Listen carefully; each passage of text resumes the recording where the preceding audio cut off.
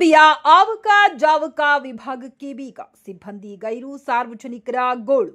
ಗಂಗಾವತಿ ನಗರಸಭೆಯಲ್ಲಿ ಸಾರ್ವಜನಿಕರ ಪತ್ರ ವ್ಯವಹಾರ ಹಾಗೂ ಅರ್ಜಿಗಳನ್ನು ಸ್ವೀಕರಿಸಬೇಕಾದ ಪ್ರಮುಖ ಆವಕ ಜಾವಕ ವಿಭಾಗವು ಕಚೇರಿ ವೇಳೆಯಲ್ಲೂ ಬೀಗ ಹಾಕಿಕೊಂಡು ಕುಳಿತಿರುವುದು ಜನಸಾಮಾನ್ಯರ ಪಾಲಿಗೆ ದೊಡ್ಡ ತಲೆನೋವಾಗಿ ಪರಿಣಮಿಸಿದೆ. ಮಂಗಳವಾರ 11/8/2026 ಬೆಳಗ್ಗೆ 11:35 ಸುಮಾರಿಗೆ ನಗರಸಭೆ ಕಚೇರಿಗೆ ಭೇಟಿ ನೀಡಿ ಪರಿಶೀಲಿಸಿದಾಗ ಆವಕ ಜಾವಕ ವಿಭಾಗದ ಬಾಗಿಲು ಹಾಫ್ ಟಿಕೆಟ್ ಸಿನಿಮಾದ ಹಾಗೆ ಸಂಪೂರ್ಣ ಬಂದ್ ಆಗಿರುವುದು ಕಂಡುಬಂತು. ಕಚೇರಿ ಸಮಯದಲ್ಲಿ ಕನಿಷ್ಠ ಒಬ್ಬ ಸಿಬ್ಬಂದಿಯೂ ಸ್ಥಳದಲ್ಲಿ ಇರಲಿಲ್ಲ.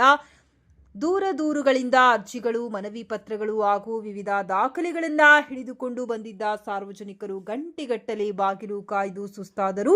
ಇತ್ತ ಅಧಿಕಾರಿಗಳನ್ನು ಪ್ರಶ್ನಿಸಿದರೆ ಯಾರು ಇದ್ದಾರೆ ನಮಗೆ ಗೊತ್ತಿಲ್ಲ, ಇವತ್ತು ಬಂದಿಲ್ಲ ಬಿಡಿ ಎಂಬ ಬೇಜವಾಬ್ದಾರಿ ಉತ್ತರಗಳನ್ನು ನೀಡುತ್ತಿದ್ದಾರೆ ಎಂದು ಸಾರ್ವಜನಿಕರು ಆಕ್ರೋಶ ವ್ಯಕ್ತಪಡಿಸಿದರು. ದಿನನಿತ್ಯ ನೂರಾರು ಅರ್ಜಿಗಳು, ದೂರುಗಳು, ತೆರಿಗೆ ಪಾವತಿ ಮತ್ತು ಎನ್ಒಸಿ ಸಂಬಂಧಿತ ಪತ್ರಗಳು ನಗರಸಭೆಗೆ ಬರುತ್ತವೆ. ಇಂತಹ ಅತಿ ಮುಖ್ಯ ವಿಭಾಗದಲ್ಲಿ ಸಿಬ್ಬಂದಿ ಗೈರಾಜರಾಗಿರುವುದು ಆಡಳಿತ ವ್ಯವಸ್ಥೆಯ ದಿವ್ಯ ನಿರ್ಲಕ್ಷ್ಯಕ್ಕೆ ಹಿಡಿದ ಕನ್ನಡಿಯಾಗಿದೆ.